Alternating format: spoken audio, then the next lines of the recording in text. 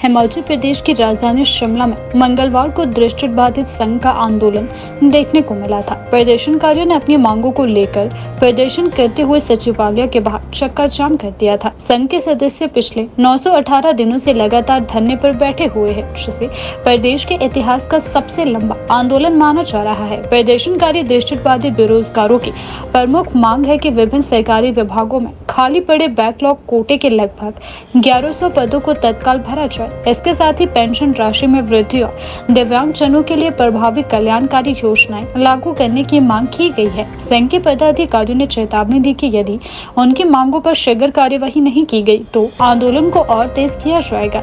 इस बीच सचिवालय के समक्ष दिव्यांगजन हितों से जुड़े महत्वपूर्ण मुद्दों पर एक बैठक भी आयोजित की गई। बैठक में विभिन्न विभागों के प्रतिनिधियों और दिव्यांगजन कल्याण से जुड़े सदस्यों ने भी भाग लिया, जिसका उद्देश्य दिव्यांग समुदाय की समस्याओं पर चर्चा का समाधान के लिए समन्वय स्थापित करना था। बैठक में यह भी सामने आया कि दिव्यांगजन वर्ग को अभी भी प्रशासनिक स्तर पर अपेक्षित सहयोग नहीं मिल रहा है। जहां पहले सहानुभूति और समर्थन देखने को मिलता था, वहीं अब समस्याओं के समाधान के लिए ठोस कदमों की कमी महसूस की जा रही है। समिति ने निर्णय लिया कि संबंधित अधिकारियों के साथ जल्द ही एक विस्तृत बैठक आयोजित की जाएगी, जिसमें बैकलॉग कोटा योजनाओं के लाभ और प्रशासनिक प्रक्रियाओं जैसे मुद्दों को प्राथमिकता से उठाया जाएगा। साथ ही यह भी स्पष्ट किया गया कि यदि समस्याओं का समय पर समाधान नहीं हुआ तो आंदोलन को और तेज किया जाएगा।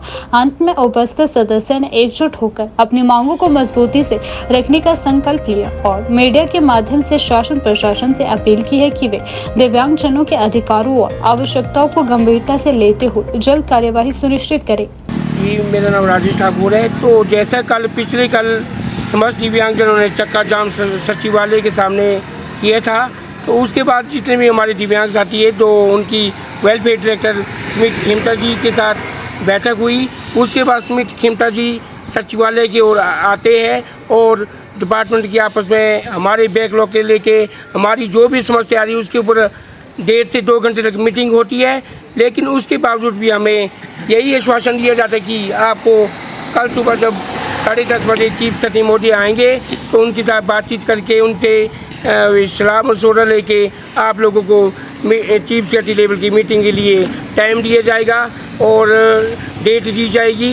लेकिन अभी 10:30 होने वाले हैं, अभी हमारे तक वही निराशा लगी है जो आने वाले समय से लग रही है। वही निराशा अभी तक हमारे हाथ आई है, इसके सिवाय कुछ हमारे हाथ में नहीं लगे अभी तक। दृष्टिहीन और दिव्यांगजनों को अनदेखा किया जा रहा है, सुतेला व जानबूझ के हो रहा है, क्योंकि जो दिव्यांगजन होते हैं, जो दृष्टिहीन लोग होते हैं, उनको शासन प्रशासन के लोग आज कलयुग पहले था, आज घोर कलयुग आ चुका है।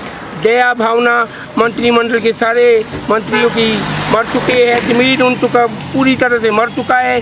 जितने की प्रशासनिक अधिकारी है, बड़े बड़े अधिकारी है, जैसे चीफ सेक्रेटरी महोदय जी है, उन्होंने खुद कहा था, मैं उनसे खुद मिलने गया 4 नवंबर 2025 को। उन्होंने कहा आपको 15 दिन के अंदर मीटिंग दी जाएगी।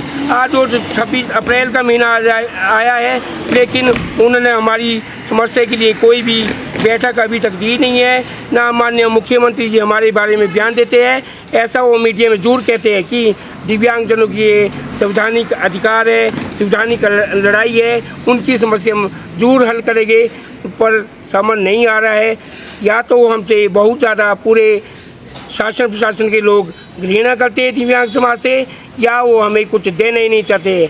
अगर नहीं देने चाहते हैं तो मैं उनसे भावुक अपील करता हूँ, विनम्र निवेदन करता हूँ, वो मीडिया के सामने आए, वहाँ पे अपने हाथ खड़े करे संजय गुप्ता जी और प्रदेश के माननीय मुख्यमंत्री सुखविंदर सिंह सुक्खू जी कि हम आपको दिव्यांगजनों को कुछ दे नहीं सकते हैं, आपसे छीनने के काम कर रहे हैं, आपसे कमाई करना चाहते हैं।